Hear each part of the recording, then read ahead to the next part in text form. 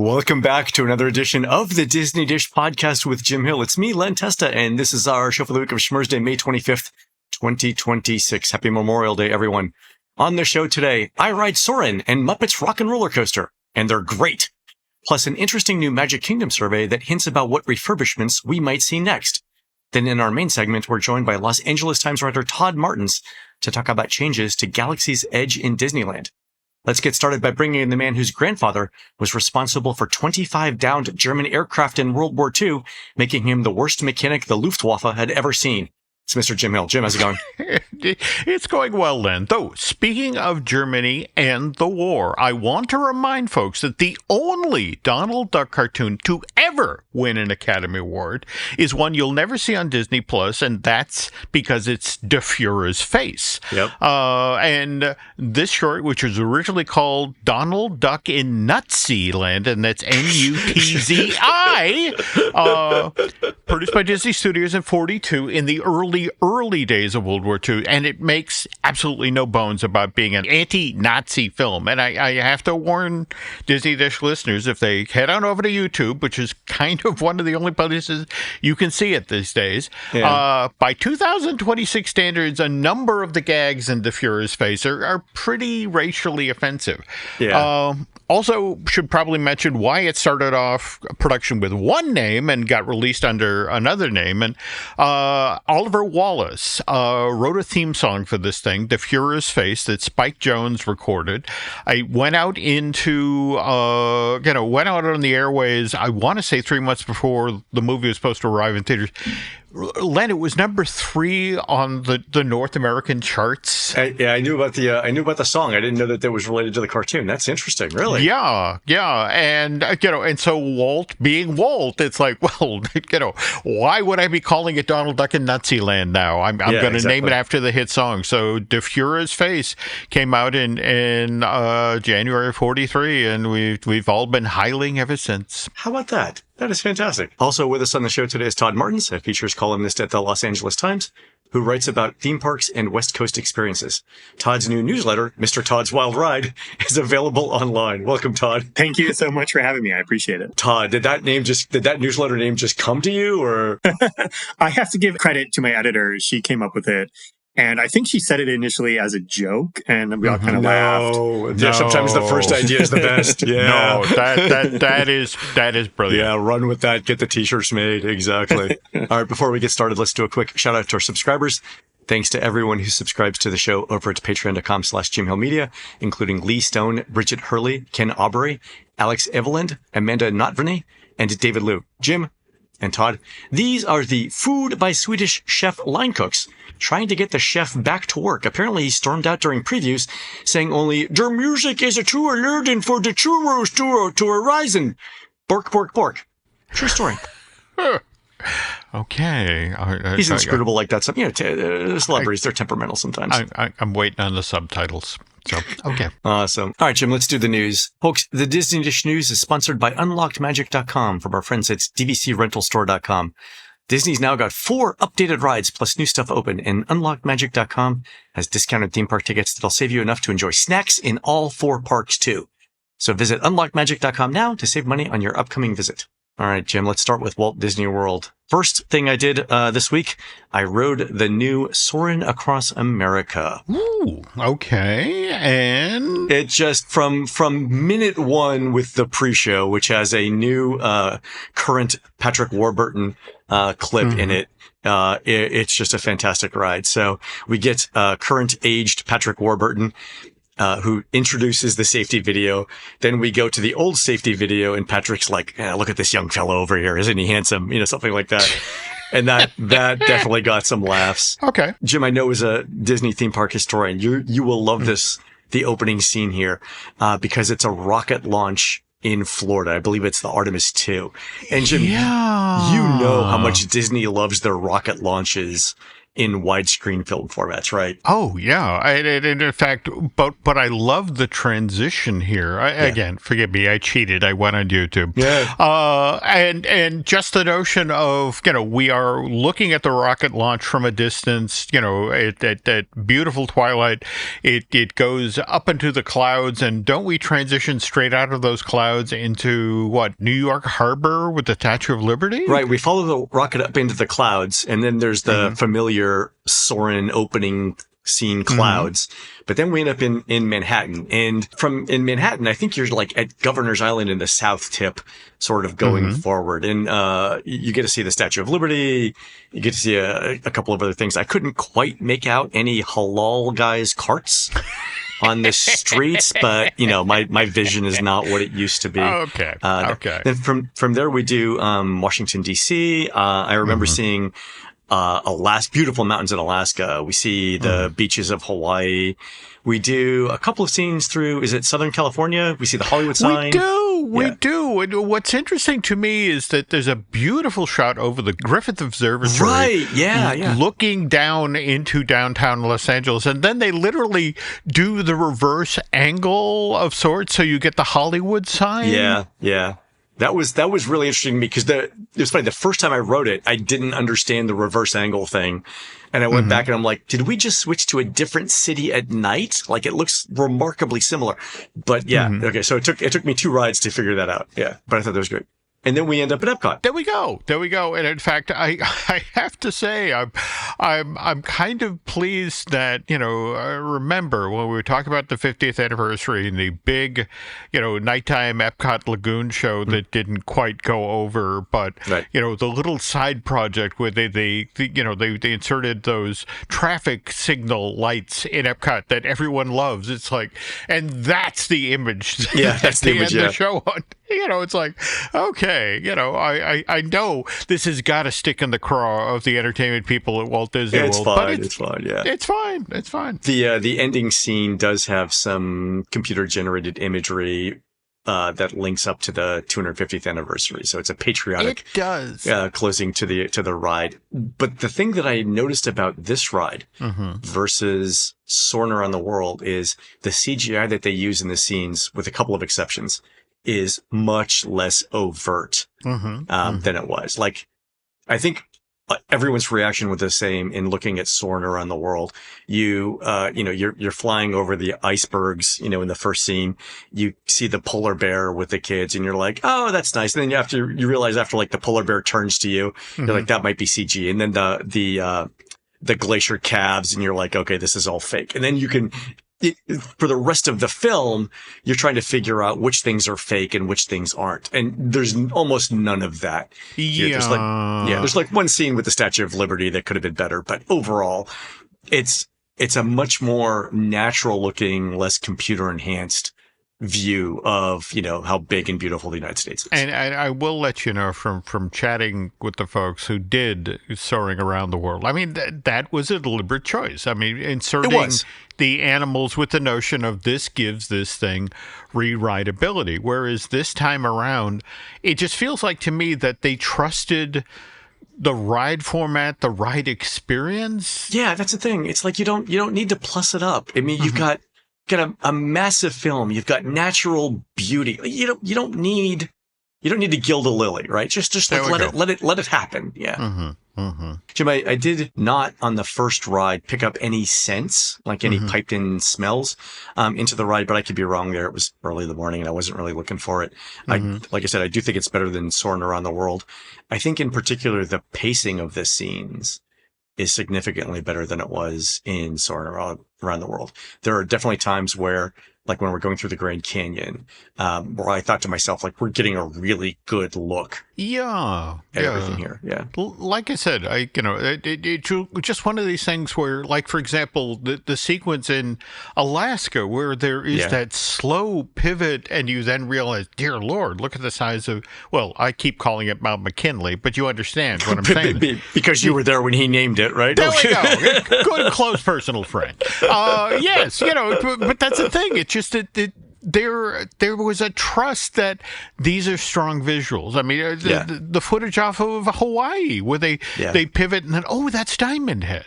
Yeah. No, I mean, again, third time might actually be the charm here. So I think so. It's better than Soarin' Around the World. But Jim, I got a note too. Imagineering's actually developing quite a little library of films that they could play here, couldn't they? Yes, they are. Yes, they are. And I just want to point out there are 3 theaters, in Florida. You got 3 movies. Hey. Could get a random experience. Yeah. There you go. Mm-hmm. All right. The other big opening, and I think the one that I was looking forward to the most, was Rock and Roller Coaster starring the Muppets. Mm-hmm. And for this one, Jim, I did not look at any preview videos. I didn't read the Disney Parks blog. I didn't read our own blog. I went in only knowing that there were 5 songs, and we talked about that on a previous show. My first impression of it was there were way more changes in this than I expected. Like, I didn't think just to point out something small, I didn't think that the ride vehicles would be repainted or rewrapped. They are. But also, when you and I were talking to Jim Schul, who designed the ride, Jim was under the impression that there weren't going to be major changes to the scenery inside the ride. Mm-hmm. And everything's changed inside the ride too. We'll go through it. Mm-hmm. But for my preview, relatively small number of people in there. It wasn't invited by Disney or anything. It just happened to be that I got a preview with not many people. Mm-hmm. There are so many jokes and gags in this attraction, starting from the minute you walk up to the show building. There's no way you could see it all in 2 or 3 rides. I've been on it 5 times. Mm-hmm. I have not seen anything close to all of it yet. It is incredibly packed. It is like, the old Muppet Vision 3D pre-show where there's a gag everywhere you look. Yeah. It's like that all over again. And by the way, if you are fans of old Muppet stuff in Hollywood Studios, you're going to find a million things to love in this ride. There are references to all of the old Muppet things in Hollywood Studios there, and I'll say that. Like I said, it starts in the GeForce Records lobby. There's a video in the vestibule that's really funny. Jim, I think we mentioned on the show earlier that as soon as we heard that they were redoing it with the Muppets, I emailed Ileana Douglas's agent. So Ileana Douglas is Aerosmith's manager in a little pre-show video. And I said, I don't care what you have to do, but Ileana needs to be a part of this pre-show. And I'm not going to say whether Ileana Douglas is in this pre-show. I'm just saying, Jim, that sometimes prayer works. Oh, I am so happy to hear that. And more to the point, again, I cheated. I've looked at the videos, and I love what they've done, if only for, Kermit the Frog still says, you got a minute and a half. I got a minute and a half. Yeah. It's like that. The whole thing, there's just so much humor and so much goofiness in it. Like I've actually stayed one extra pre-show to see the pre-show one more time. So I've been on the ride 5 times. I've seen 6 pre-shows.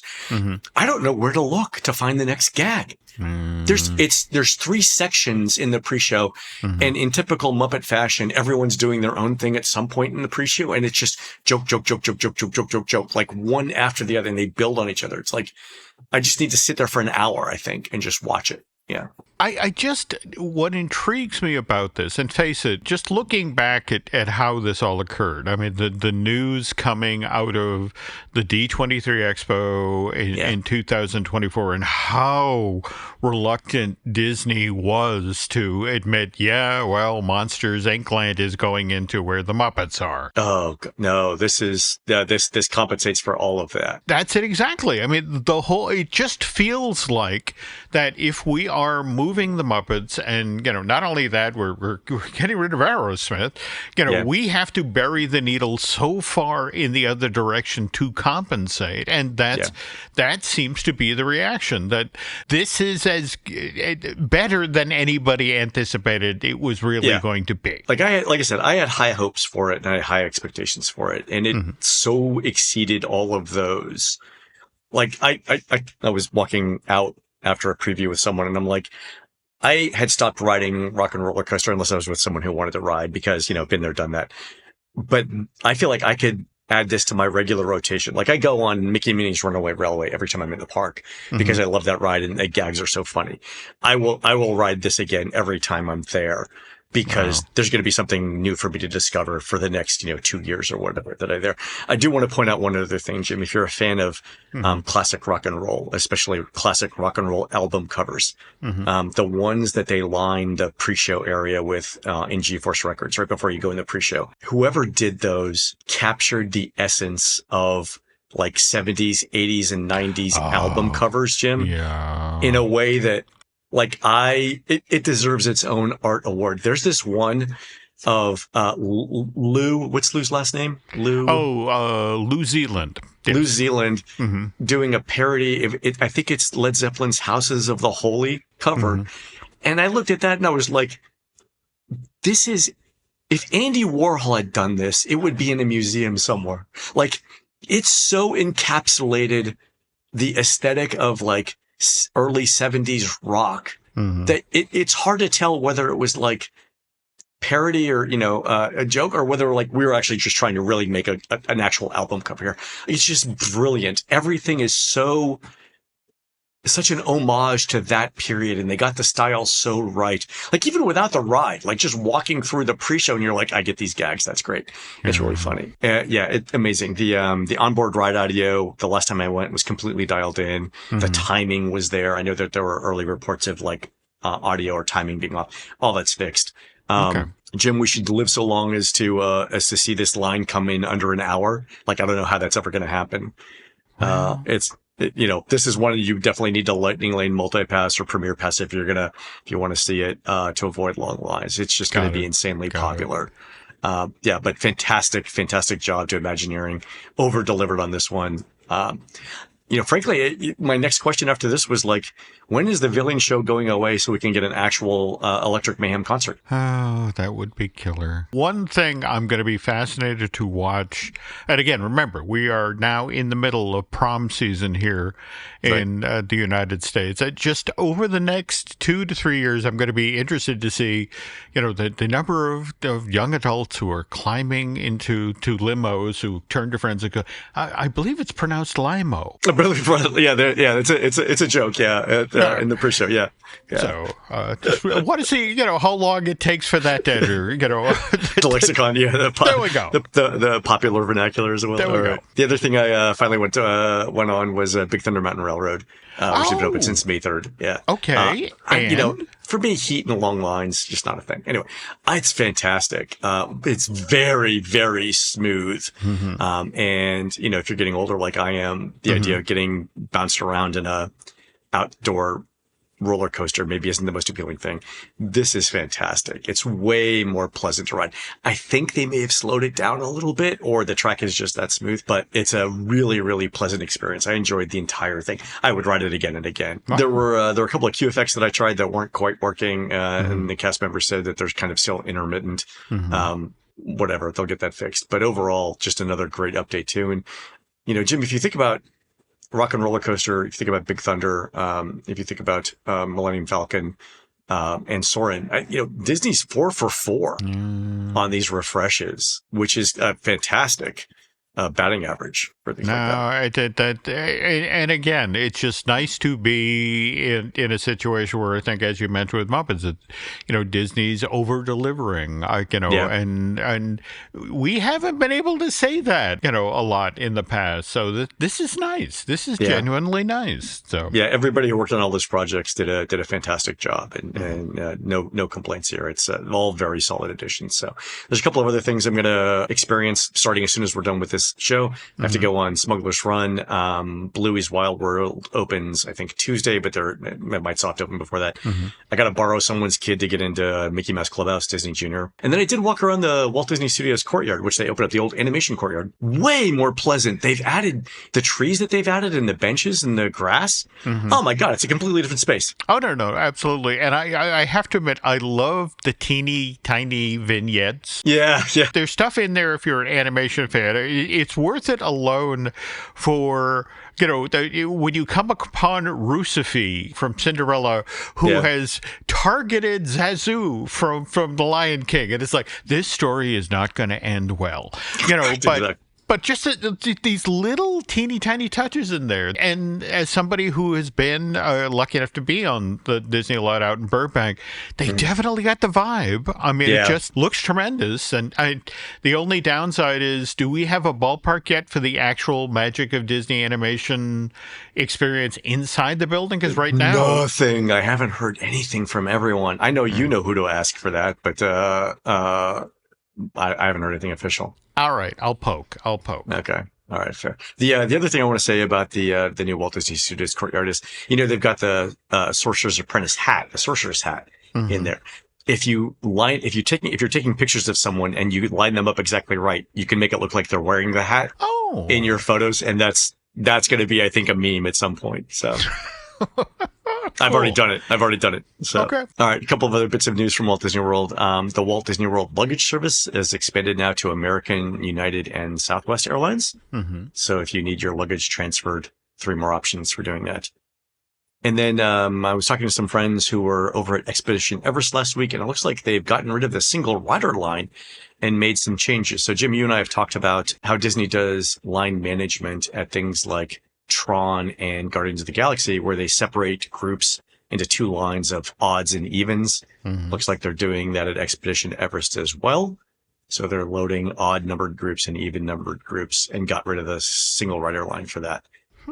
Something to watch. Okay. All right, Jim. Over at Universal, we're expecting Halloween Horror Nights news any day now. I see that one of the houses now is Sinners. Have you seen that? Yeah, that was just announced yesterday, both for East Coast and West Coast. So going to be intrigued to see what they do with that. Yeah, I'm excited for that one. That's going to be that's really good. Did you see that movie, by the way?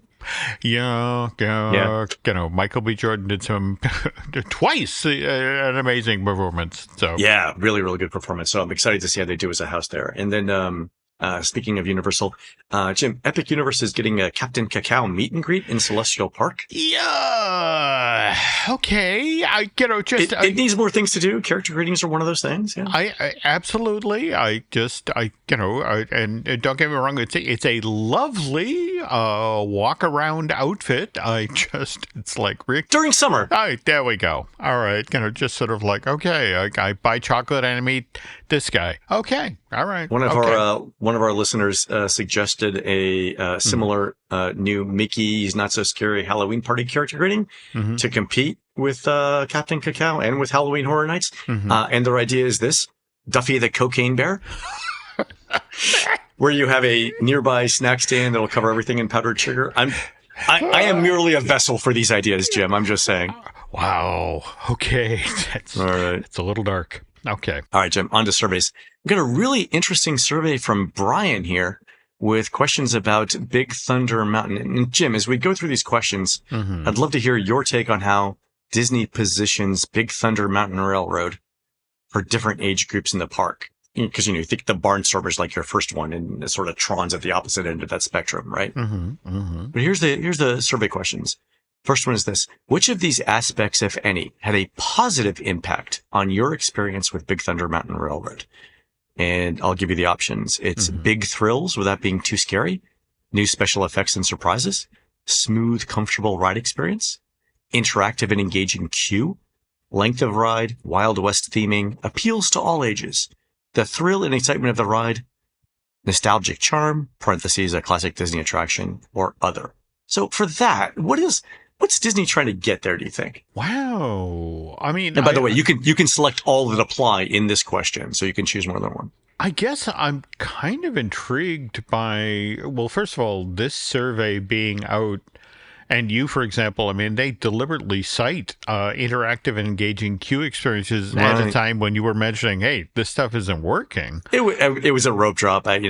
Stuff happens. Yeah, sure. Okay. But that coupled with the fact that you notice that now, they're literally hyping the smooth, comfortable ride experience. Right. Yeah. As opposed to, remember, this was the ride people were sending people on to get rid of kidney stones. Kidney stones. I made that joke in the lot after getting a line again. I was like, I wonder if this is going to affect the ability to break up kidney stones because it's way smoother.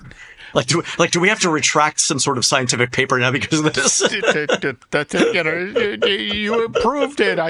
Now I stole my kidney stone. There's someone that's humana going, damn it. Okay. Now I have to ask: Are the new special effects and surprises significant enough to note putting them in a survey?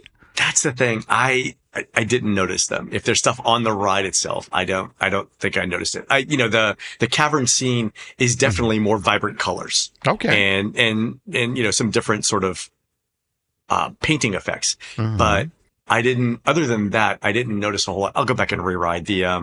The ride opened late when I rope dropped it. And then by the time I wanted to reride, the line was kind of insane. So I didn't do it a third time. Yeah, I'll go back and do it again. It seems like, don't get me wrong, it sounds like a wonderful refurb. Yeah. But it just, for me, this is kind of intriguing, hey, it's got new effects. It's like, really? If people aren't noticing the new effects, are they new effects? That's a good point. There is one survey question later on that says this, how would you rate your overall experience with this new version of Big Thunder Mountain compared to the earlier version? Would you say that it is, and you have three choices, better, about the same, or worse? And I love this because this really cuts to the heart of the refurbishment, right? Like, is it, better is the only good answer here. About the same and worse is not good. But I would have answered that it's better. So, yeah. But wow, I guess given the amount of time the ride was down, and obviously, they replaced the entire track on this thing. The track is a significant improvement. Yeah, definitely. Right. There were two other interesting questions in the survey that Brian sent in, and I want to go over them real quick, Jim. The first one is this. Were you aware of the following during your visit? And it's a photo of the pamphlet that the Magic Kingdom gives out titled Fun for Families with Kids. And the options were, I was aware of this, but I couldn't find one. I was aware, but I was uninterested, and I was unaware.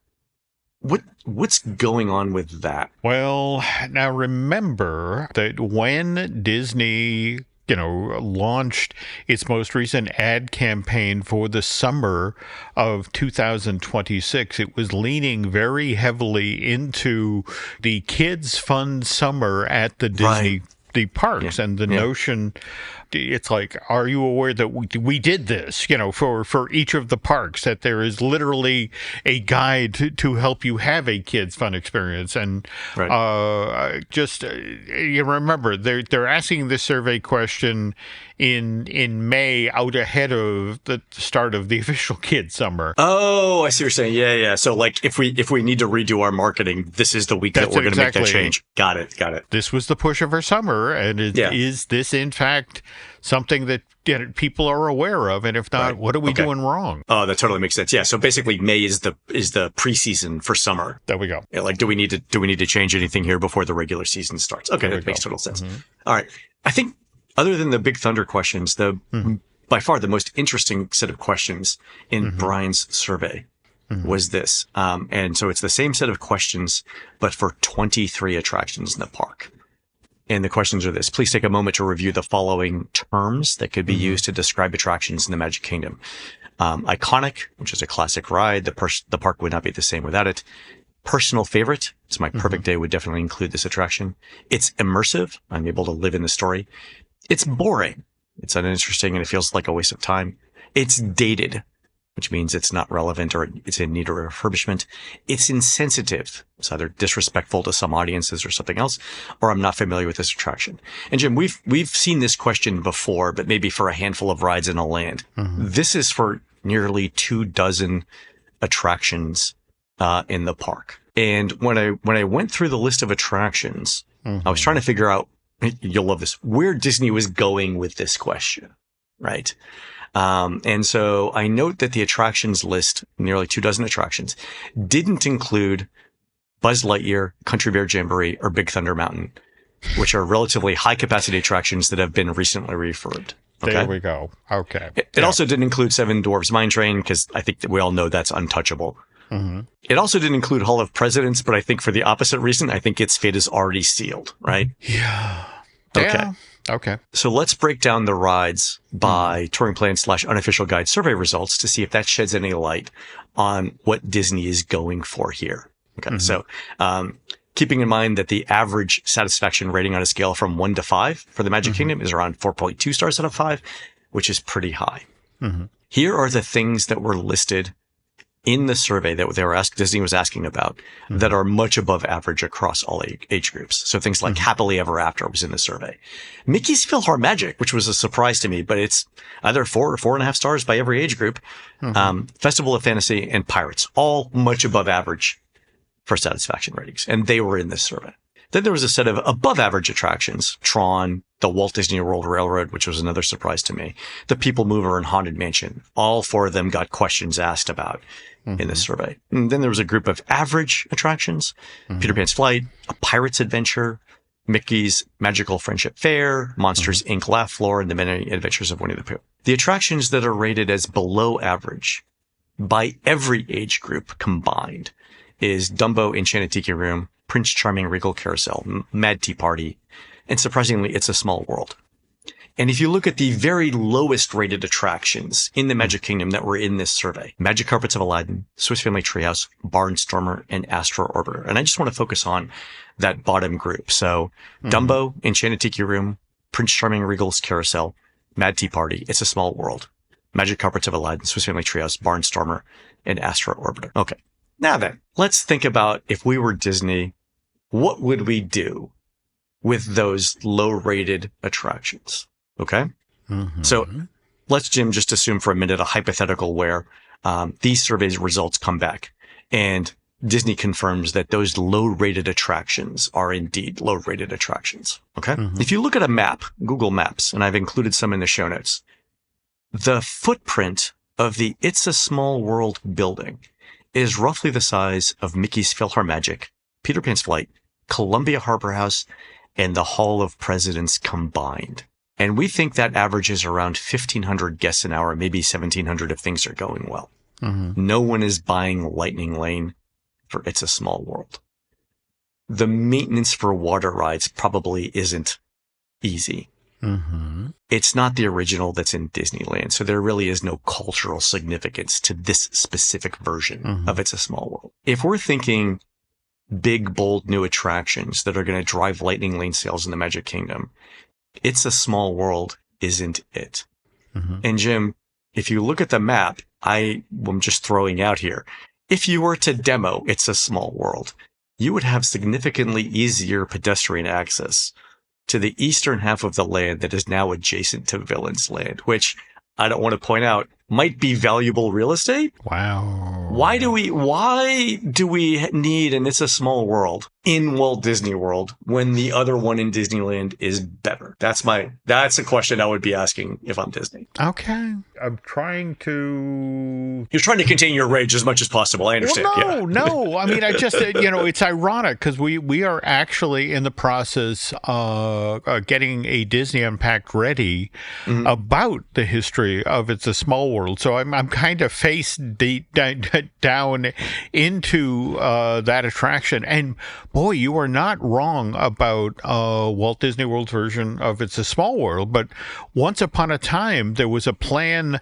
to have put this Small World where the old Skyway station was. Right. Yeah, where the Tangled bathrooms are. It would have been at the end of the mall. It would have had a show building very similar to the one out in Anaheim. It would have had such a stronger presence, but they made a creative decision early on about where this ride would go, and it wound up being across the street from Peter Pan, which, to be honest, more people notice. I mean, you can walk by Walt Disney World's version of Small World and not realize it's there. It's so poorly positioned. Yeah, to your point, yeah, if you're coming in from the center of Fantasyland instead of coming in from Haunted Mansion, you'll miss it. You'll miss the entrance. Yeah. And so if you are thinking on a decades scale, investment in the Magic Kingdom, this is an attraction where you'd be gathering information on, and it's like, do we really need that? Yeah. And I'm not saying It's a Small World is a great ride. It's culturally significant. It's important to the theme park community Yep. in Disneyland. And we would still have that. But if you're Disney, right, and you're thinking about how do I add capacity? How do I add things that people really want to do? Is It's a Small World worth 2 new rides and a counter service restaurant that faces into Villains Land? Yeah, you're not wrong. I mean, so the other interesting thing, and by the way, I encourage our listeners to look these up on Google Maps, but if you take the land of Barnstormer and Dumbo, again, neither of which are really driving Lightning Lane, and do something there that might keep it, super family friendly, but also add Lightning Lane multipass that people want.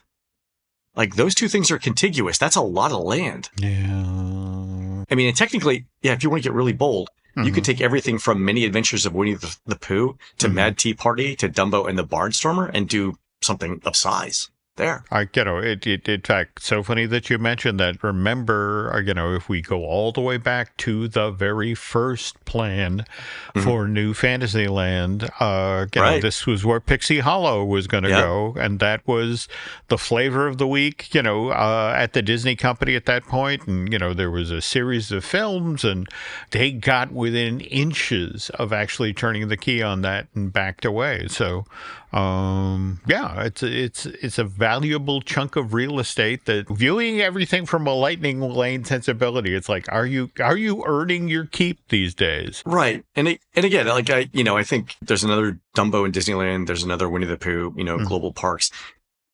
Is the Mad Tea Party, which again also exists in Disneyland, the Mad Tea Party and the Barnstormer of such cultural significance or importance in the Magic Kingdom's history that you would have to keep it. I mean, it's not Carousel of Progress. No, I mean, again, the irony here is if you go with that mindset, the fact that this attraction exists someplace else, and that opens up some real estate. And face it, again, this is the modern day Disney company where, you've got Frozen, you've got Zootopia, you've got things that you can bring into the parks because they worked elsewhere. Exactly. And more to the point, people would pay to do a Lightning Lane to be first in line for Zootopia or first in line for Frozen Ever After. Exactly. The last one area that I wanted to point out, Jim, and again, there's a image in the show notes. Swiss Family Treehouse, Magic Carpets of Aladdin, and Enchanted Tiki Room are 3 attractions mentioned in this survey that also have among the lowest guest satisfaction ratings in the park. And Jim, in this image that I've put in the show notes, I've noted a couple of things. One is in orange, all of the land that those 3 attractions occupy. And the other thing is you could technically reroute the walkway in Adventureland once you get past the bridge and make it go south and join back into Adventureland over where the Jungle Cruise is as a temporary measure while you demo the inside of Adventureland. But Jim, look at how much land getting rid of those 3 attractions, Swiss Family Treehouse, Magic Carpets of Aladdin, and Enchanted Tiki Room, would give you in Adventureland. Now, Magic Carpets of Aladdin does around 800 guests an hour. The Treehouse cannot be doing more than a couple hundred guests an hour. There's no way. And so Tiki Room's what, maybe 600 an hour?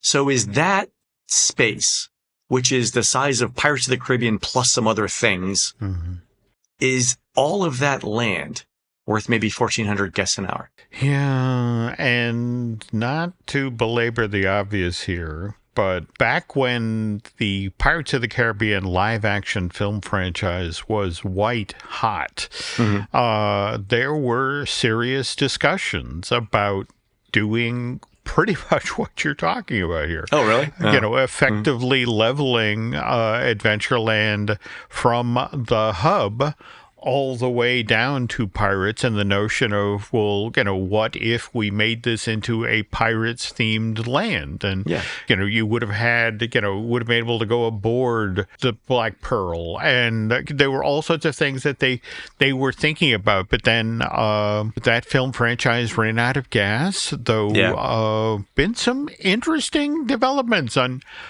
that side of the fence, by the way. Really? Yeah, people might want to be ready for Mr. DeBarro at the D23 Expo this summer to talk about how Disney's getting back in the pirates business. But you didn't hear that from me, Len. I've already forgotten what you've talked about. What? There we go. Okay. By the way, so speaking of pirates, and by the way, my refurb would keep Jungle Cruise. Jim, could you imagine Jack Sparrow as Jungle Boat skipper? Oh. Like, how have we not done that already? That would be hilarious. Oh, that would be killer. Oh, anyway, we have to do that. Yeah. So for our listeners, take a look at the images in the show notes. Let me know what you think about where these attractions are and whether they would make sense to replace. Jim, I do note that we're still waiting on any news at all of a phase 2 refurbishment for Magic Kingdom, right? We've talked about, the 10-year plan. We know what the first 5 years are. You got to think that these survey questions are being used sort of as tabletop exercises, right? No. Absolutely. But at the same time, when you think about the amount of money that did get poured into Tomorrowland between the Tron light cycle and just recently the sort of the housekeeping things of the new Walt introductory scene and the fixing up of the tail end of Carousel. Speaking of which, do we have? Yeah, no date yet on that, yeah. Okay. But Buzz has been taken care of. I mean, we still have the Stitch space still is sort of like a missing tooth and a smile. Yeah. And Monsters, Inc. Laugh Floor is a fine show, but I suspect once Monstropolis opens, that's going to be on borrowed time as well. Yeah. But then, to your point, that opens up an entire corridor in Tomorrowland, right? Yeah, it does. Interesting. So, all right. Well, again, it'll be fascinating to see what happens on the other side of Piston Peak and Villains Land. The lazy Susan that is Walt Disney World, they'll obviously show some love to Epcot yet again and the studios, but eventually they will circle back to the Magic Kingdom in the 30s, and it'll just be interesting to see, which side of the park does, in fact, see some significant work. Yeah, I think it's going to be a couple of years until we start even hearing hints about this, but it's surveys like this that are going to inform. Like, we'll go back and we'll, in 4 years, we're going to go back and say, oh, that survey, meant this. Yeah. Mm-hmm. Okay. All right, folks, we're going to take a quick commercial break. When we come back, we talk to Todd Martens from the Los Angeles Times about the new Galaxy's Edge in California and what it's like covering Disneyland. We'll be right back.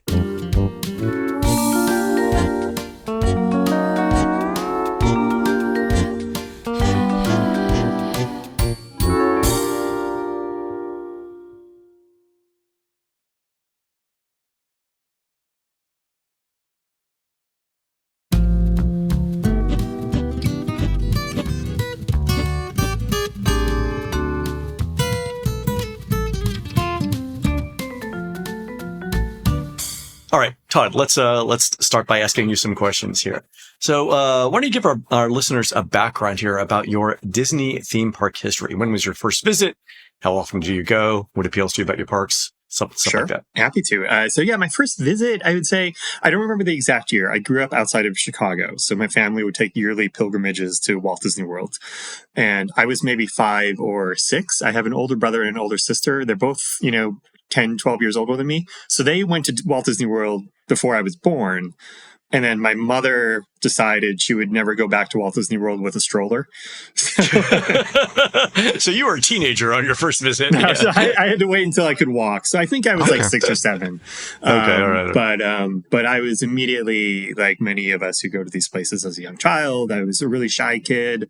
I was slightly bullied as a child. So I think just a real quick story is like, I remember distinctly as a child, like if we'd have family dinners on a Saturday, we'd go out to a restaurant. I could never order, like the kids' burger or whatever. Like I would not speak to a waiter or a waitress.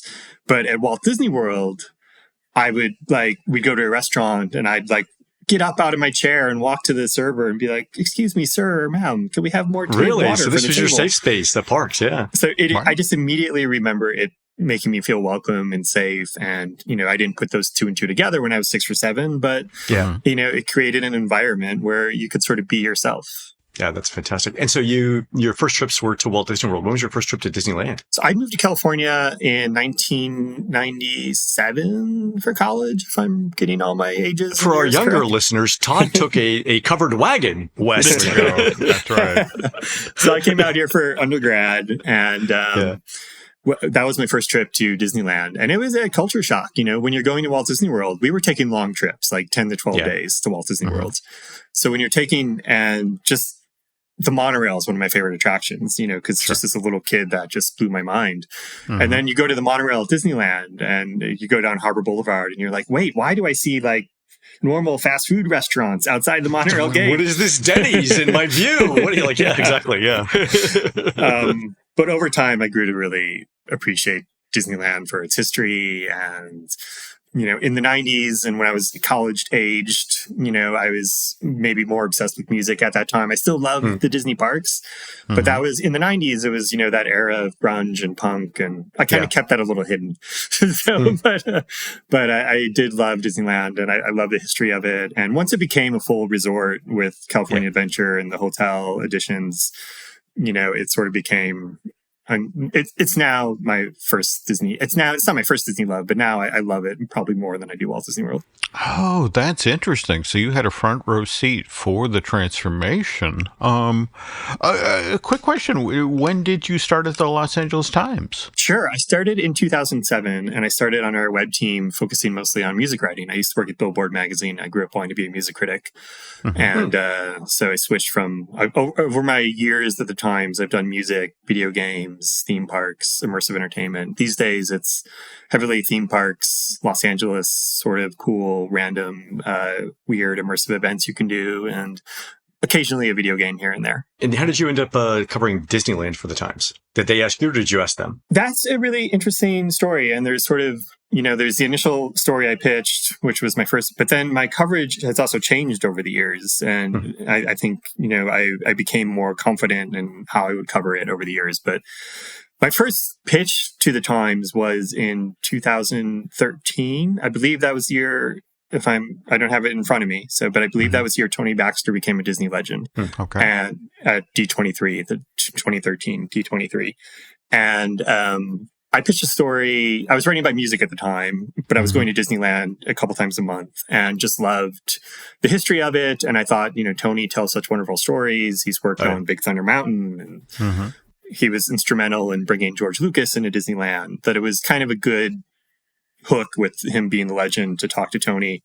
And I pitched the story, and my immediate editor said yes. And I went and did the interview with Tony. He was great. This is my first Disney story for us. And then my higher up editor, John, who's lovely, and we're good pals and all that. But at the time, he was like, we can't write about theme parks in the entertainment section. Were they thinking like business section instead? Exactly. Okay. They thought theme parks, his argument was theme parks are part of the tourism industry.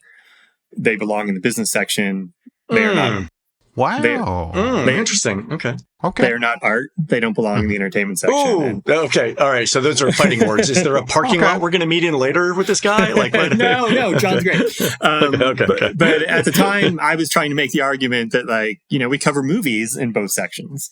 We cover music in both sections. We should do the same thing with theme parks, because so many people go to these spaces. And that's a great way of putting it. Yeah. Okay. Fantastic. All right. So we jump ahead to 2026. And in fact, we are recording this week's show on Friday, May 22nd, which is the day the new Mandalorian and Grogu movie arrives in theaters, and also the Millennium Falcon Smugglers Run ride changes out to a Mandalorian Grogu themed redo at Walt Disney World and Disneyland. So you've experienced this one so far? Yes, Disneyland held a media event, and I was there and rode the ride 3 times. I did each new location that you visit. Okay. And I have to ask, because this is, anybody who's been familiar with Star Wars Black Spire Outpost, Batuu, Smugglers Run has been kind of a problematic ride, right?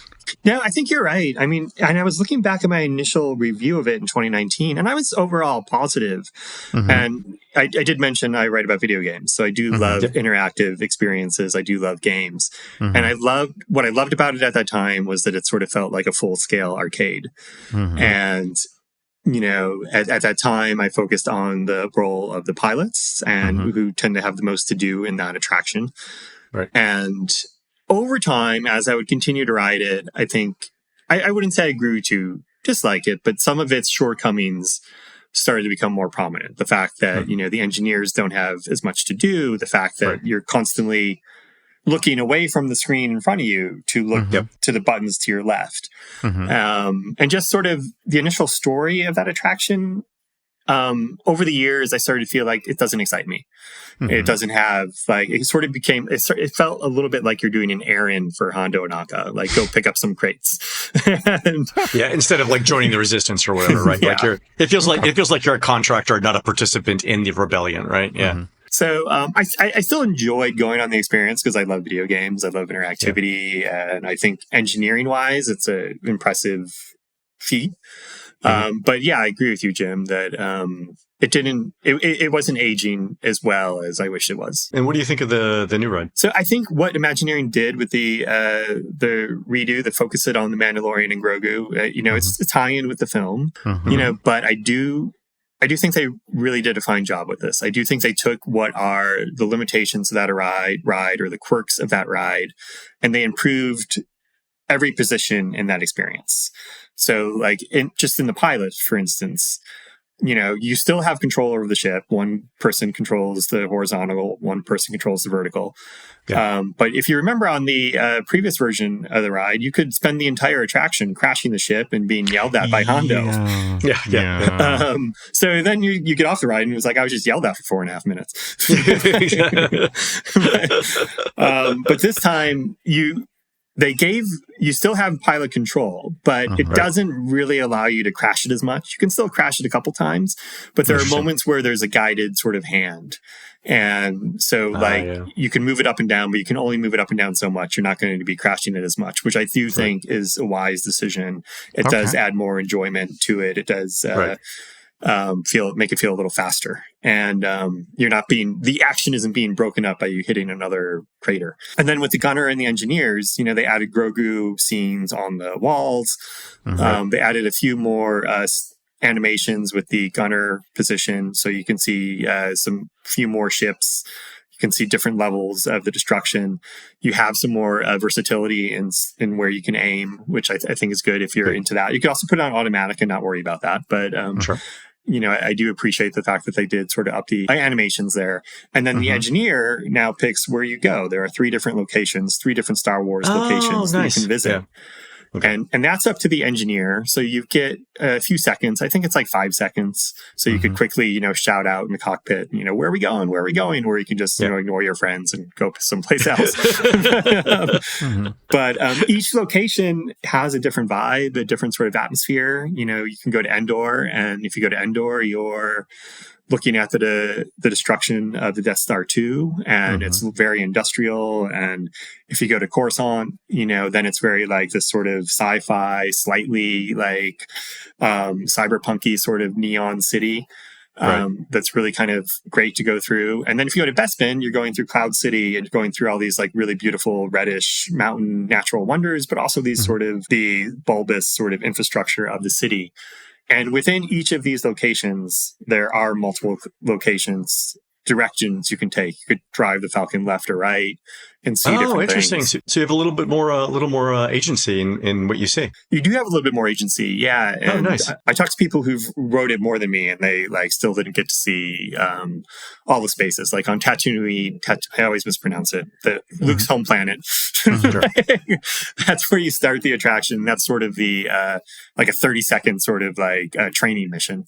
But you can go left or you can go right, and most guests don't really see that you can go right. And but I think these are cool little Easter eggs. And then there's a Grogu mode similar to the Chewie mode for the hardcore guests who are going to ride it multiple times. But overall, I think it's a huge improvement. I think Imagineering really, what impressed me is they really appeared to listen to guest feedback and sort of how do we, you're still picking up crates, but that's kind of been minimized. Because now you're flying. Oh, interesting. Okay. Yeah. Okay. You're going to break up a deal between pirates and ex-Imperial officers. So you're really focused on the pirate ships and the Imperial officer ships. So it does feel more like a Star Wars kind of dogfight, space flight sort of thing. Speaking of the Star Wars aspect, I mean, just the fact that, in talking about the new places you go to that you mentioned, I mean, these are any Star Wars fan will recognize Tatooine, Coruscant, Bespin, Wasp and Endor. Face it, the last time around, in regard to Black Spire Outpost, we were in the world of the Disney-produced trilogies, which, again, I think you mentioned earlier, haven't aged as well as I think Disney would have hoped. Yeah, absolutely. And I think the early version of the attraction too was also kind of pivoting or sort of nodding to the Han Solo film, in that you were chasing like a train at one point, so and it had a very kind of dark and gray kind of look in the videos, atmospheres, and there's a lot more color and a lot more life. They upgraded the Unreal Engine, so technology has advanced in the 6-7 years. Yeah. So it does look better as well. And I think I think people are going to dig it, especially if you had some qualms about the initial version. Cool. And what do you think is driving this change in Disneyland's Galaxy's Edge to go from, as Jim said, the Disney produced films back to sort of the original canon? What do you think is the underlying reason for that? That's really interesting because I was somebody who, I love immersive theater. I love stuff like Sleep No More in New York, or the long Sleep running. No More was great. Did you ever do Life and Trust? I didn't get to do Life and Trust. Okay. No, right. And then I went to New York. And then it closed, yeah. And then it closed. And then, anyway, okay, go ahead. But anyway, I do want to go to New York to do Masquerade. I was about to say, yeah. Or Jellicle Ball, yeah. So just like a real quick 10-second history is, Galaxy's Edge was supposed to be this sort of immersive land where you would go and role play, and there would be new characters, and it would sort of, and they would remember things. It would all unfold in real time. And I know you and your listeners, I'm sure, know this history very well, but I think, and I was very excited for all that. I thought it was very ambitious. I thought, if Imagineering and the Walt Disney Company could pull it off, that would be a great feat. I think in some ways it was maybe too ambitious for a theme park. I think, there were a lot of things that were publicly announced by Imagineering, that never came to Galaxy's Edge. Right. Special effects show, the dinner theater. I mean, even the fact that what you did on Smugglers Run would stay with you as you visited the land, that never really happened. That never really happened. Yeah. The idea that your reputation would follow you never really happened. Yeah. No. So I think part of it was just because, and then the idea that instead of, having actors and I remember Scott Trowbridge talking about a bounty hunter, and it's Scott Imagineer who led the land, talking about, this bounty hunter would tap you on the shoulder in the canteen. And, that never happened either. Never happened. Yeah. I do think it sort of became a little, maybe too ambitious for the company. Not necessarily the ideas and the art. I think those were in the right place, but I think part of that is an acknowledgement that, maybe they couldn't fully live up to these massive ideals of having actors run around the land. And without that, the land just kind of felt a little empty over the years. And, I think you'd walk through the land and you could see Kylo Ren, every 30, 45 minutes or so. And Rey every, the same. In the early days, they would interact. I wrote about this in one of my pieces. I remember Rey sort of sneaking around the land with 20, 30 people behind her, all crouching. And it was this really beautiful scene. Yeah. And then it became a little bit more stagnant over the years. But so I think because of that, they had to sort of look at how can we bring more activity into this land.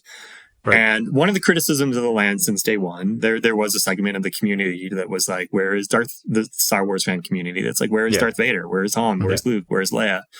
And at the time, Imagineering sort of talked about, those stories are over. Those stories are in the past. This is a place that's supposed to be in the moment, in real time. You're supposed to become your own character. But you can't become your own character if there's not a population to help you do that. Right. Yeah. You can't LARP without other people. Right. I mean, exactly. Because then it just looks like mental illness. Right. Exactly. So I think it's a combination of, I think it was those two things coming together, that they were hearing from guests that they wanted these classic characters, and they were looking at, maybe the original idea of the land wasn't being fully realized. Okay. So now, this new iteration of Black Spire Outpost is getting up on its feet. And what's the guest reaction so far? Yeah, so I try not to Disney doesn't like it when you're interviewing guests, but I'll talk to people in line casually, as a friend, as a fan, and I don't quote these people, but I just sort of but also looking at sort of the emails I've received and the feedback we've gotten on our Instagram posts. I say it's leans positive. I say there are a lot of people who I was surprised that there are a lot of people who are like me that were like, we wish the land had lived up to its original intent. Right. You know, and I was happy to hear that people heard what Disney was trying to do with the land and maybe wish that they had been able to pull it off. But it's sort of the sentiment seems to be, I wish that would have happened, but if it didn't happen, I'll take more activity in the land via these characters and via these additions. Yeah, it's a fair compromise. Jim and I joke on the show all the time that Disney will open something and then the fans will tell them what it means. Right. So like the Haunted Mansion never really had a story, but fans tell you like what's canon and what's not and stuff like that. And I think this is a good example of that. It's like, Disney went with the original direction of, to Jim's point and what you said, Todd, about, we're going to focus on the most recent three movies. And then the fans were like, no, you're not. And I love that because it shows two things. One, it shows that the power that the community has on influencing the direction in the parks.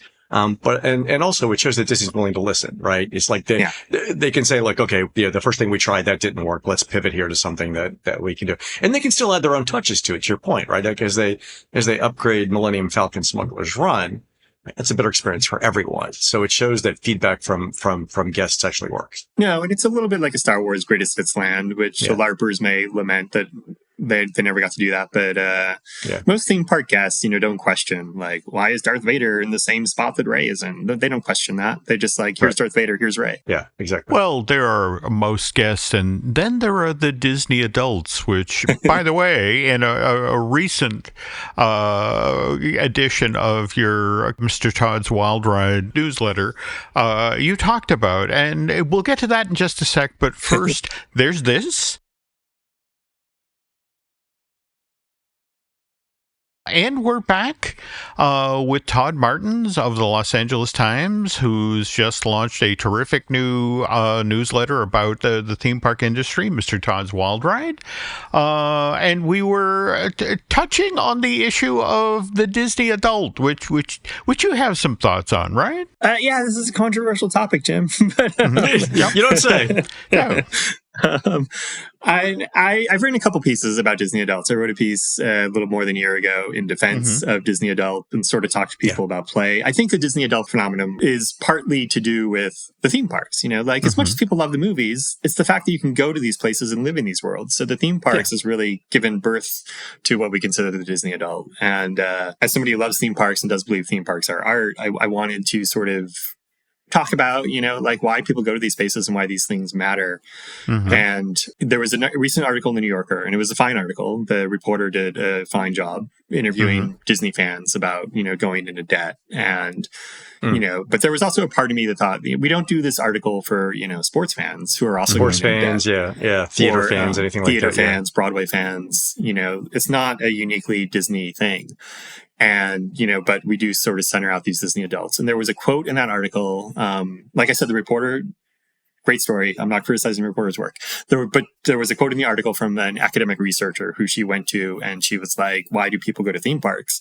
And he sort of criticized Disney fans, at least that's how I took it. Maybe I'm being a little sensitive, but, that, they're going to these places because, it's all laid out for them. It's all fake. They know what to expect. And that kind of rubbed me the wrong way. Yeah. One of my biggest pet peeve is people who say theme parks are fake. Drives me insane. Yeah, theme parks are no less real than here in Los Angeles, the Getty Museum or LACMA. Yeah. Theme parks are just as important. And I remember when I was like 15, 16 years old, talking to the music critic of the Chicago Tribune about like, how do I become a critic? And one of his pieces of advice to me was like, you can criticize the art or the band or the artist, don't say anything you wouldn't say to their face. And then he was like, but don't criticize the fans. If somebody loves some artist that you don't like, more power to them for finding something in art. Like they're still loving something. So I kind of wanted to do a piece that was like, hey, Disney fans are getting a lot out of these parks. These are artistic spaces. These are in my mind, they're stages, where, guests have some level of agency. So that's why going to, Animal Kingdom or the Magic Kingdom or Disneyland or DCA always feels a little unpredictable. And it's like each visit is a little different because I'm the one in control of the path. Like I'm the one in control of what I can do. And you could stay in Frontierland all day long if you wanted to, right? You could. Yeah, exactly. Yeah. But just because there's robots doesn't mean it's fake. It's just a different kind of theater. It's still theater. It's still a theatrical art. So that's what I kind of just wanted to write a piece defending that. And I did get a lot of hate, which I'm a soft person. So I did spend a day in bed. So people wrote in to complain about that. There were people who criticized, just wanted to say that, no, Disney is a corporate soulless entity, which I don't disagree with. I mean, I do disagree with. Sorry. But I don't disagree with that it's corporate art. That absolutely. I don't think even Disney would disagree with that. Yeah. Andy Warhol would like a word, right? Yeah. But it was just sort of this idea, and it was again attacking the Disney fans as being, simple-minded sort of people. And I was like, I guess, sure, I'm a Disney adult, but I'm also a theater adult, a baseball adult. And I think all of us have I'm not going to say all of us. I do have some friends who will not go to Disneyland. But I think most of us who go to Disneyland or Walt Disney World, like you could be charmed by Pirates of the Caribbean and the Haunted Mansion and these classic attractions that have lasted for decades. Yeah. So I think everybody's got a little bit of Disney adult in them. Yeah, I mean, Jim and I once visited the Holy Land experience in Orlando. And yes. You can approach that one of two ways. The way that we did it was to evaluate it on the merits of the craft itself. Like, what's the story you're trying to present? And how well do you achieve that goal? Right? And that's no different than evaluating a theater performance or a film or a musical performance, right? It's like, what was the artist trying to convey and how well did they do it? And I think if you approach a theme park the same way, it's endlessly fascinating, right? I agree 100%. And I think that's just what I'm trying to argue. It was exactly what you said. And you just, I would just echo your words. That was well put. Awesome. Thanks. Okay. I mean, it is such, for me, what's fascinating about 2026 is when you look at the theme parkification. I mean, for example, Len, you live in New York much of the year. You go to Times Square or 42nd Street these days. And, I mean, if you compare and contrast what that was like in, the 80s and the 90s to the way that space is today, where it's like, this is, on the back of these entertainments, enterprises in Orlando and Anaheim and, and Hollywood itself. I mean, look at Hollywood Boulevard these days. Hollywood and Highland, are right across the street from the Hyperion. So much of the theme park is no longer confined to the theme park. Oh no! So if you go to the new wing at the Natural History Museum in Manhattan, if you go in there and you don't immediately think Disney theme park influence, like you've missed something. Like that, if you go to the old wing where it's like, here's a hallway and it's filled with stuffed beavers in bad lighting with plaques that no one's read in 20 years, right? You go to the new thing and it's like, we could put Bluey in here and people would be fine with that, right? It's just the influence that theme parks have in exposition and storytelling is also useful in things like museums, where you have to tell a story about, what it is, the thing you're saying. Yeah. Most of these theme park firms, they do that museum work. I wrote a story about the Wild Safari Park down in San Diego here, and that was a collaboration between the park and a theme park firm. So yeah, that's fantastic. All right, to pivot back now to again your great new newsletter, Mr. Todd's Wild Ride.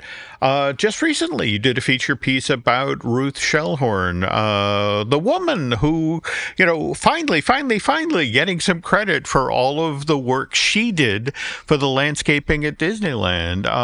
So I have to ask, what made you decide to focus on that topic? Yeah, that's a deep cut. That's a deep cut. Thanks. I mean, two quick thoughts or reasons was I wanted since the newsletter just launched, I wanted one of the early columns to be sort of a historical column, just to let readers know we would dive into Disneyland history. And Disneyland recently launched a women's history tour of the park. It's a $110 add-on that you can do as part of your day. And as part of that tour, they talk about Ruth's work. And as somebody who's been writing about Disneyland for about a decade, I was familiar with Ruth, but I never really looked into her. I'd never read the biography that came out about her. And I knew she worked with the Evans brothers, but I didn't know all the details. And so I was happy that Disneyland was talking about her on this tour. And then I was like, instead of just doing a column that says, hey, Disneyland has a new tour, let's just focus on maybe one of the really important, people, one of the really important women of this tour, and use that as a way to let people know that there's a tour, and also talk about somebody who's, I think Ruth has been getting a lot more attention in recent years, and somebody who's mainly been rediscovered and was integral in sort of making theme parks also garden spaces. So, yeah. Yep. What specifically did you find out from that research? Yes, I reached out to Todd James Pierce, who does a terrific Disney history podcast, but he's also written a number of books, and talked to him about Ruth. And I've talked to a couple other people here in LA who've studied Ruth over the years. And it just... What I think I just want to convey, just sort of, because you hear all these stories about Disneyland being influenced by, the great pleasure gardens of Europe, and, Walt going and seeing Tivoli Gardens and, seeing these places. And, but the amusement parks in America at the time weren't capturing that sort of grandeur in those gardens. And Ruth, at 4 or 5 months before Disneyland opened, Walt realizes that, hey, we've got a problem here. These places aren't looking as beautiful as I wanted it to in my head. So somebody like Ruth comes in, especially as the Evans brothers at that time were so focused on Adventureland. Oh, yeah, Jungle Cruise. Exactly. And, was able to really create pathways throughout Main Street and the hub, and create garden spaces and really give it that beautiful sort of tone, So I think it was... these days I go to Disneyland, and I try to start my day with the little horse carriage, and it just sort of admires sort of the flower work in the gardens, and just to see that a lot of the pathways of these theme parks change over the decades, especially at Disneyland. And, obviously most of the stuff Ruth planted is no longer there, but just the impact that she had in sort of creating the tone and the vibe of this place remains. And Todd, what kind of reader reaction did you get from that? Is that something that the LA Times is monitoring for your newsletter? We're definitely looking at it. I'm trying to, I do have access to our subscriber numbers. I try not to look at those. Yeah. At least when I have to, but, it's been positive so far. I think for the Los Angeles Times, and I think for being a general interest publication, we do really well with Disney history stuff, because there's so many people in this region who, maybe aren't reading, the Disney sites or the Disney enthusiast sites and podcasts. But when something is digs into the history, and it's sort of they went to this park, multiple times over their lives. So the LA Times in particular tends to do really well with Disney historical pieces. Oh, that's fantastic. I'm just fascinated by this, your gig at the Los Angeles Times. You cover the parks professionally, but, just from your comments in today's interview, you're obviously also still a fan. Correct. And I've been upfront about that, and thanks to the Times for allowing me to do that. I think in 2016, after I'd written about the parks for a number of years, I did a column about why I go to the parks so much, where I talked to people like psychologists and brain researchers, and even great Imagineers like Joe Rohde, about why we need to go to these places. And that was inspired by a date I went on. A woman was like, "You're, in your late 30s." At the time, I was in my late 30s, now I'm in my 40s. And she's like, "You could go to anywhere in the world. Why are you going to Disneyland or Walt Disney World?" I was going to Walt Disney World for 10 days. And I was like, I needed an answer more than these places are fun. So I wanted to sort of dig into it, and I've been trying to do that with the coverage. But so I tried to bring a little first person into it. But yeah, I'm definitely a fan, and there's pluses and minuses with that, because, you're social activities becomes your work, as you guys know. Yeah, exactly. Yeah, I mean, it's hard to visit. Yeah. So can you like turn off the reporter part when you go into the parks, or are you always just looking at like that would be an interesting story? Churros. No, it's a mix of both. If I go with other people, especially people who don't go as often, that's my favorite, is to go with somebody who only goes once every couple years, because you could see the park through their eyes and you could see what they're noticing. Yeah. So that I love doing. Yeah. Are there things in the parks that you experience differently when you're going as a fan versus as a reporter? Like, are there things you're like, I will only do this if I'm covering it, or I'll only do this if I'm not covering it? Not really. I mean, do you approach dining in the parks differently? Yeah, no, I've never been a huge Disney snack person. I go to the parks. I want to, obviously I got to watch my budget, Yeah. but, I would rather have an appetizer at Carthay Circle than, a churro. And granted, the appetizer is more expensive, but I want to take the minute to sort of sit down and relax. And I try to push that for people I go with to the parks as well, because a lot of times I bring people and they're like, "Oh my God, it's going to be so crowded and we're going to be running around." And I'm like, "No, we could also take a moment to enjoy the atmosphere and the vibe." Exactly. There's shade for everyone. Yeah, that's fantastic. All right, Todd. Well, thank you so much for being on our show. I really appreciate it. I love the newsletter. It's fantastic. It's really great insight every week. And again, that's Mr. Todd's Wild Ride at the Los Angeles Times. I really appreciate you guys having me on here, and thanks for chatting. All right, folks, that's going to do it for the show today. You can help support our show by subscribing over at patreon.com/JimHillMedia, where our latest exclusive show is a walk around Animal Kingdom looking at Zootopia and the park's next big bets. And there's a link in the show notes. Disney Journey is the YouTube channel of friend of the show, Jim Scholl, where he regularly releases videos such as his latest, where he lays out the hows, whats, and whys of a potential Disneyland third theme park. Check out the link in the show notes. It's youtube.com/@JimScholl. You can find more of Jim at jimhillmedia.com and more of me, Len, at touringplans.com. Also check out The Case For with Chris Cox, a new podcast where Chris, Jim, and I debate one theme park topic at a time, and you get to vote on who's right. And Todd Martens, where can people find more of you? So head to the LA Times, go to latimes.com/wildride, and then you'll sign up and be directed to my social media as well. Fantastic. Thanks so much. We're produced spectacularly by Eric Kersey and David Gray, who are the judges reminding sweet potato pie baking contestants that Cool Whip, toasted marshmallow, and pecans are blasphemy, heresy, and apostasy in that order for the 89th annual East Texas Yamboree, October 17th and 18th, 2026, at the Yamboree Exhibit Building on Highway 271 North in beautiful downtown North Gilmer, Texas. While Eric and David are doing that, please go onto iTunes and rate our show and tell us what you'd like to hear next. For Kitchen and Dining Jim, this is Len. We will see you on the next show.